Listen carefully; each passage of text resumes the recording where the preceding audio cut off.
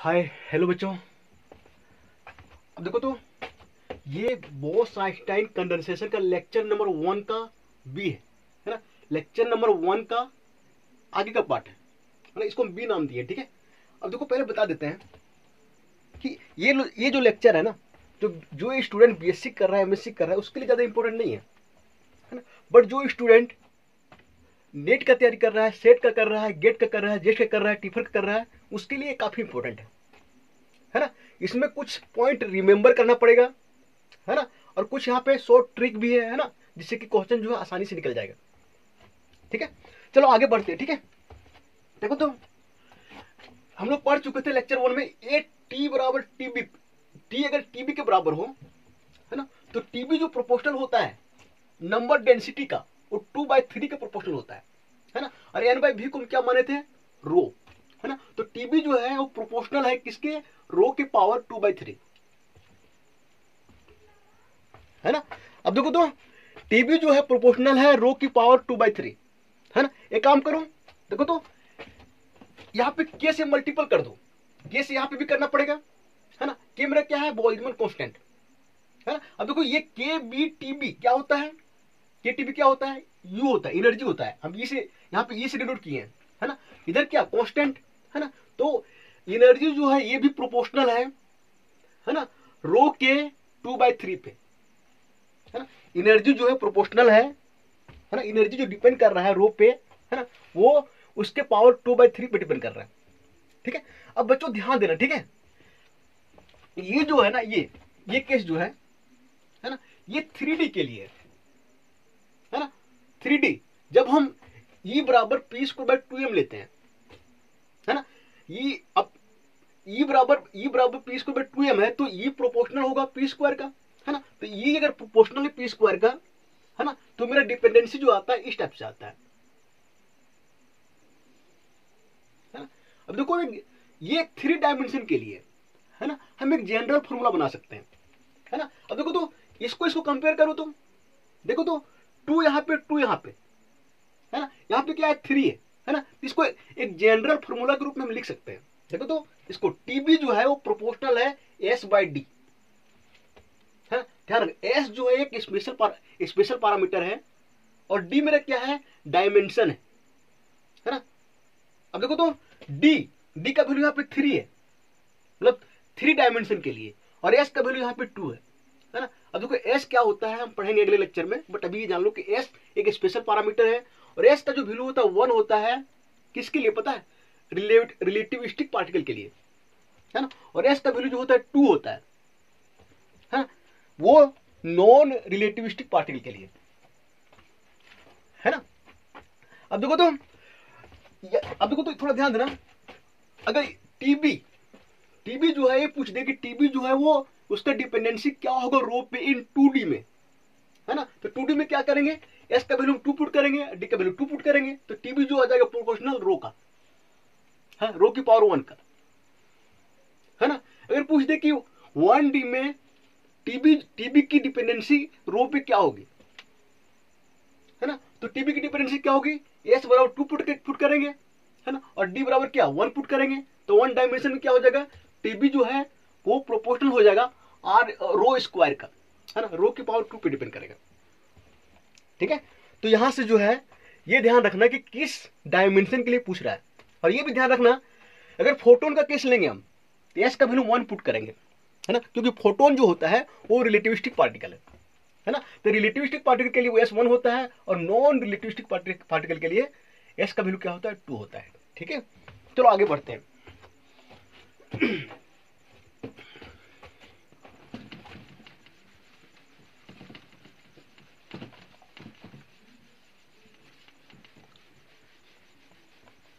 ये वाला केस कब था, जब टी जो है टीबी के बराबर है ना, जब वेन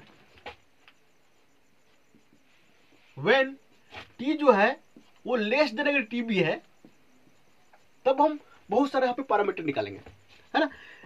क्या होता है जब टी लेस देन टीबी होता है ना, तो क्या होता है कुछ पार्टिकल एक्साइटेड स्टेट में होता है, और कुछ पार्टिकल क्या होता है ग्राउंड स्टेट में होता है। ग्राउंड स्टेट में पार्टिकल जो अधिक होता है, और एक्साइटेड स्टेट में क्या होता है कम होता है ना। तो टोटल एनर्जी जो होगा सिस्टम का ना, total energy total energy of the system, है ना, will be due to the particle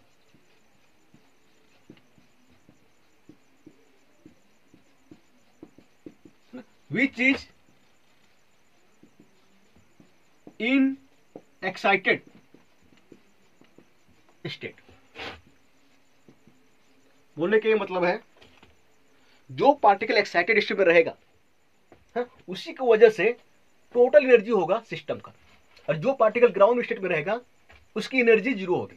उसके वजह से सिस्टम की, उसकी वजह से सिस्टम में कोई भी एनर्जी नहीं होगा। ठीक है, अब देखो तो थोड़ा ध्यान देना, इसको मिटा देते हैं। ठीक है, देखो तो जो टोटल एनर्जी, जो एवरेज एनर्जी आती है सिस्टम की ना, टोटल बोसॉन्स की, वो ये आती है। ठीक है, ई बार बराबर, अब थोड़ा इसको ध्यान रखना। ठीक है, ये दिमाग में रख लेना, कैसे आता नहीं आता है, मेरी जो अगली वाले लेक्चर देखोगे, अगले उसके आगे वाले, तो समझ में आ जाएगा, बट अभी ये ध्यान में रख लो, है ना। ये आती है 0.77, है ना, और फिर एन के, ठीक है, और फिर टी की पावर 5/2 और टी बी, है ना, 3/2, ये आती है टोटल एनर्जी। ठीक है, इसको ना एक काम करो, यहां पे 1 मान लो। ठीक है, ठीक है, अब देखो तो थोड़ा ध्यान देना, जब टेम्परेचर लेस देन टीबी है ना, तो एनर्जी की डिपेंडेंसी, एनर्जी जो है वो टेम्परेचर की पावर 5/2 पे डिपेंड करता है ना। देखो ये जो है वो टी पर कैसे डिपेंड कर रहा है, 5/2, है ना। तो ये कब की बात है, जब टेम्परेचर टीबी से कम है, तब एनर्जी जो है डिपेंड करता है टी पे, वो कैसे डिपेंड करता है, उसके पावर 5/2 पे, है ना। अब ध्यान देना, यहां पे ध्यान देना, अगर हम टेम्परेचर अगर जीरो की तरफ करते हैं, है ना, तो देखो तो एनर्जी क्या होगा, जीरो की तरफ जीरो होगा, है ना। मतलब अगर टेम्परेचर जीरो की तरफ करते हैं तो क्या होगा, टोटल पार्टिकल जो एक्साइटेड स्टेट में था वो ग्राउंड स्टेट की ओर चला जाएगा, है ना। अब जब ग्राउंड स्टेट में जाएगा तो वहां पे क्या होगा, टोटल एनर्जी जीरो हो जाएगा। ये भी सोचने वाली बात है और दिमाग में रखने वाली बात है ना। टेम्परेचर को जैसे जैसे घटाएंगे हम, वैसे वैसे सिस्टम की एनर्जी जो है वो घटेगी। ठीक है, अब देखो तो यहां से हम स्पेसिफिक हीट भी निकाल सकते हैं, है ना। अब देखो स्पेसिफिक हीट का फॉर्मूला क्या होता है, CV बराबर DE/dt, ये तो होता है ना। अब देखो तो क्या होगा, देखो तो D/dt, है ना। अब देखो तो यहां पे अगर हम 0.77, है ना, एन के और T 5/2, है ना, और क्या हो जाएगा TB 3/2, ऐसे होगा। देखो ये मेरा पूरा कांस्टेंट है तो ये बाहर आ जाएगा, है ना, और 5/2 का डिफरेंशिएशन क्या होगा, है ना। अब देखो 5/2 इधर मल्टीपल हो जाएगा, इधर 5/2, है ना, और फिर 0.77 एन के T 3/2 बटे TB 3/2, ये तो होगा, है ना। अब इसको सॉल्व करोगे ना तो इसका वैल्यू जो आ जाता है, देखना, इसको मिटा देते हैं। ठीक है, वो आता है CV बराबर 1.92, है ना, सॉल्व करके देखना, है ना, इतना एन के, है ना, और यहां पे T बटे TB, है ना, अब यहां पे और 3/2, ठीक है। अब देखो तो यहां पे ये भी तो पूछ सकता है कि CV जो है ना, when temperature less than TB, है ना, तो CV जो है टेम्परेचर पर कैसे डिपेंड करता है। देखो तो CV जो है वो टेम्परेचर पर कैसे डिपेंड कर रहा है, CV जो है वो डिपेंड कर रहा है T की पावर 3/2 पे डिपेंड कर रहा है ना। ये पूछ देता है, ठीक है, ध्यान रखना, है ना। अब देखो यहां ध्यान देना, अगर T 0 है, T टेंड्स टू 0, है ना, CV क्या होगा, टेंड्स टू 0, तो ये भी ध्यान रखना, जब टेम्परेचर जीरो की तरफ बढ़ता है, जब टेम्परेचर बहुत मतलब जीरो की तरफ बढ़ेगा तो सी भी क्या होगा, जीरो की तरफ बढ़ेगा, है ना। ये भी ध्यान रखना, ठीक है। चलो आगे चलते हैं, हम एक काम करते हैं, हम ये देखते हैं कि एंट्रोपी जो है वो कैसे डिपेंड करेगा, है ना। तो हमको पता है डीएस बराबर क्या होता है ना। अब इसको ना थोड़ा ध्यान रखना, ठीक है। इसका हम ग्राफ आगे बनाएंगे, इसको 2 मान लो, ठीक है। पीछे हम 1 माने थे तो 2 मान लो, है ना। अब देखो डीएस बराबर क्या होता है, डी क्यू बटे टी, ये तो होगा। डीएस बराबर क्या होगा देखो तो, सी भी डी टी बटे टी, है ना। अब डीएस बराबर क्या होगा देखो तो, थोड़ा ध्यान देना, सी बी का फॉर्मूला क्या है, ये है ना। तो देखो तो हम जो कांस्टेंट है ना उसको हम लिखते नहीं, सिर्फ यहाँ पे क्या लिखते हैं देखो तो लिख दो, कोई दिक्कत नहीं है। 1.92 एन के, है ना, टी 3/2, है ना, और फिर डी टी, फिर क्या होगा टी, है ना, और फिर टी बी, है ना, और 3/2, है ना। अब देखो टी कटेगा तो टी की पावर 1/2 आएगा, है ना। अब इसको अगर इंटीग्रेट करोगे तो इस टाइप से देखो आएगा, एस बराबर, है ना। देखो तो यहाँ पे टी 1/2 का इंटीग्रेशन करोगे क्या आएगा, टी 1/2 प्लस 1 3/2 बटे 3/2, तो क्या हो जाएगा 2/3, है ना। 3/2 तो ऊपर 2/3, है ना, इंटू 1.92 एन के, है ना, और नीचे क्या होगा देखो तो टी बी, है ना, और 3/2, है ना, और यहाँ पे हो जाएगा टी 3/2, है ना। 1/2 बचेगा ना, 1/2 को हम इंटीग्रेशन करेंगे ना, तो 1/2 प्लस 1 3/2, है ना, 3/2। अब देखो तो ध्यान दो यहाँ पे देखो, जब डीएस का इंटीग्रेशन करोगे ना तो ऐसे आएगा S F minus S I, ठीक है। इंट्रोपी चेंज हम निकालते हैं, तो मतलब इंट्रोपी किसी चीज का जो है एग्जैक्ट निकालना बड़ा मुश्किल है, ठीक है। तो अब देखो तो इसको हम ऐसे मान लेते हैं ना, तो एस देखो कैसे प्रोपोर्शनल है, एस जो है वो टेम्परेचर के 3/2 पे डिपेंड कर रहा है, मतलब इंट्रोपी जो है ना, वो टेम्परेचर की 3/2 पावर पर डिपेंड करता है ना, टेम्परेचर की पावर 3/2 पे डिपेंड करता है, ठीक है। अब यहाँ पे ये देखो थोड़ा समझने वाली बात है ना, जब temperature zero tends to zero, है ना, तो इंट्रोपी टेंड्स टू जीरो। इससे क्या कैलकुलेशन निकलता है ना। अब देखो तो टेम्परेचर हम जैसे जैसे घटाएंगे तो जितने भी डिसऑर्डर बोजोन होगा, है ना, वो ग्राउंड स्टेट में जाएगा, और ग्राउंड स्टेट में जाकर वो बढ़ जाएगा, है ना। तो डिसऑर्डर क्या होता जाएगा, कम होता जाएगा।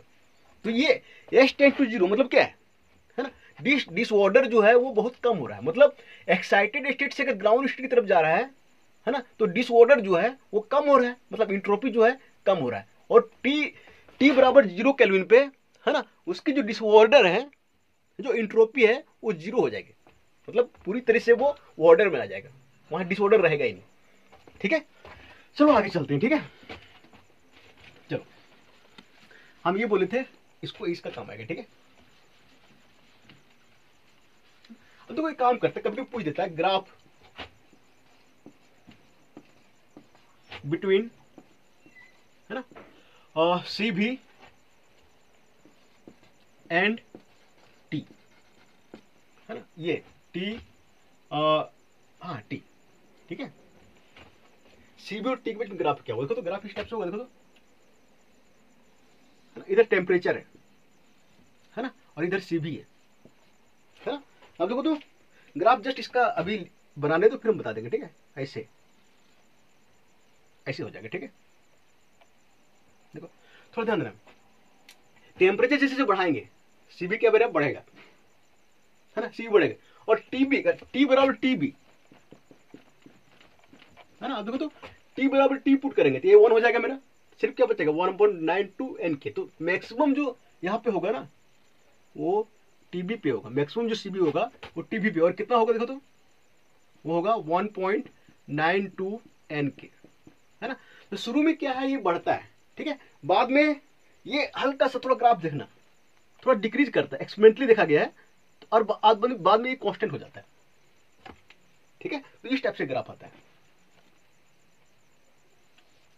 इस चीज को ध्यान रखना, ठीक है, ये ध्यान रखना, ये काफी इंपॉर्टेंट है, ठीक है। चलो, है ना, ये सीबी और टी के बीच में जो ग्राफ है ये हम लोग देख लिए, ठीक है। अब देखो तो थोड़ा सा ना यहाँ पे हम लोग आगे चलते हैं, ठीक है। देखो, एक मिनट, थोड़ा लाइट चला गया, ठीक है। हाँ, मिटाने वाला कहाँ गया, एक मिनट, थोड़ा सा मिटाने वाला कहाँ गया भाई, मिटाने वाला कहाँ गया, एक मिनट। हाँ चलो कोई नहीं, हाँ किसी और से मिटाते हैं, ठीक है, मिल नहीं रहा है मुझे। चलो एक काम करते हैं, इसी मिटाते हैं, यहाँ पे पड़ा हुआ, ठीक है, ये मिल गया, ठीक है। अब थोड़ा ध्यान देना, ठीक है।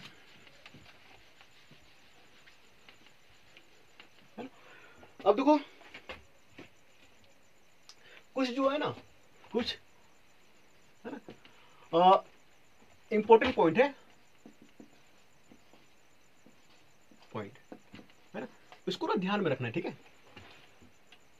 ना। ये डायरेक्ट पूछ देता है ना, और कभी कभी इंटरव्यू पूछ देगा, ठीक है। अब देखो तो बोस-आइंस्टाइन कंडेंसेशन है ना टेक्स प्लेस, है ना, always in 3D space, है ना, only in case of photon, है ना, it takes place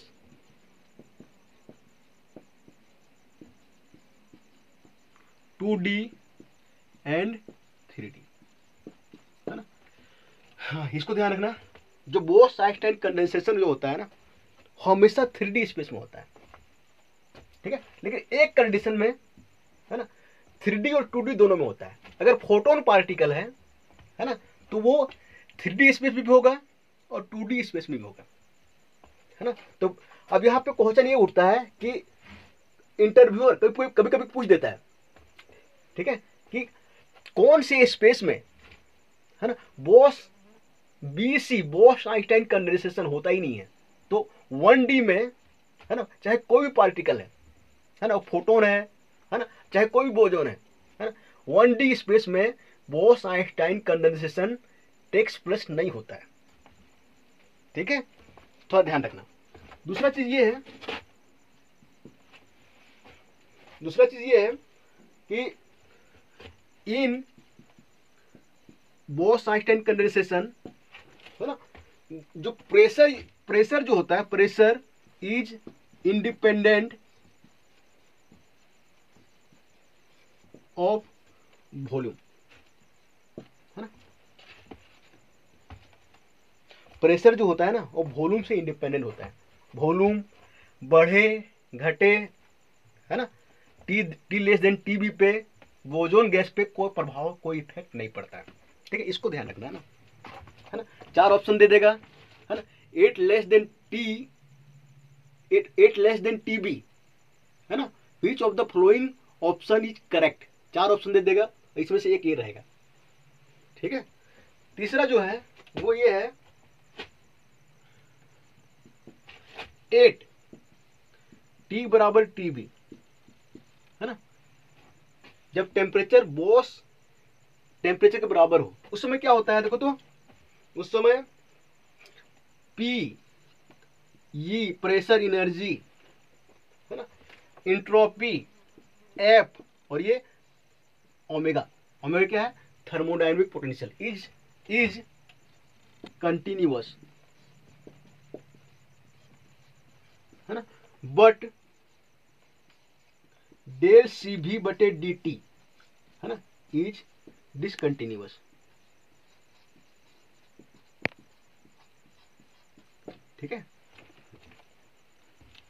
यहां पे भी क्वेश्चन बना देगा, है ना, कि बोल देगा, सीधे बोल देगा, लिख देगा व्हेन टी बराबर टी बी, है ना, देन विच इज कंटिन्यूअस, है ना, और which is not continuous, which is, तो फिर ऐसा बोलेगा ए टी बराबर टी बी, है ना, विच पैरामीटर इज डिसकंटिन्यूअस। वो CV बटे डेल CV बटे डेल T जो होता है ना, ये डिसकंटिन्यूअस होता है ना। अब थोड़ा सोचने वाली बात है, जब टेम्प देखो तो प्रेशर, एनर्जी, इंट्रोपी सब धीरे धीरे चेंज होगा, है ना, बट ये जो है ना एकाएक चेंज हो जाता है ना।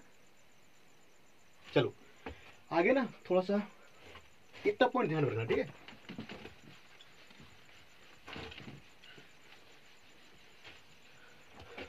कुछ चीजें और बता रहे हैं, देखो तो ये फोटोन के बारे में ना थोड़ा ध्यान लो, इसमें कुछ चीजें हैं जो बता रहे हैं, ठीक है।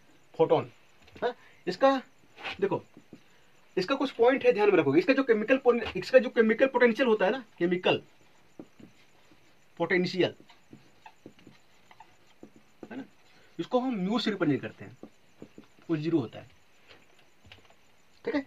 दूसरा पॉइंट ध्यान रखोगे, है ना, जो फोटोन होता है ना, वो कंडेंस होता है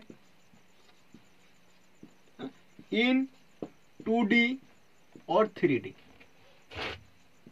ये 2D और 3D दोनों में कंडेंस होता है, ठीक है। तीसरा पॉइंट ये ध्यान में रखोगे कि फॉर फोटोन, है ना, एस जो स्पेशल पैरामीटर होता है ना, वो 2 होता है, सॉरी 1 होता है, ठीक है, 1, है ना। क्यों? क्योंकि ये फोटोन जो होता है वो रिलेटिविस्टिक पार्टिकल है, और रिलेटिविस्टिक पार्टिकल के लिए एस क्या होता है, 1 होता है, ठीक है। अब देखो थोड़ा ध्यान ये भी रखोगे,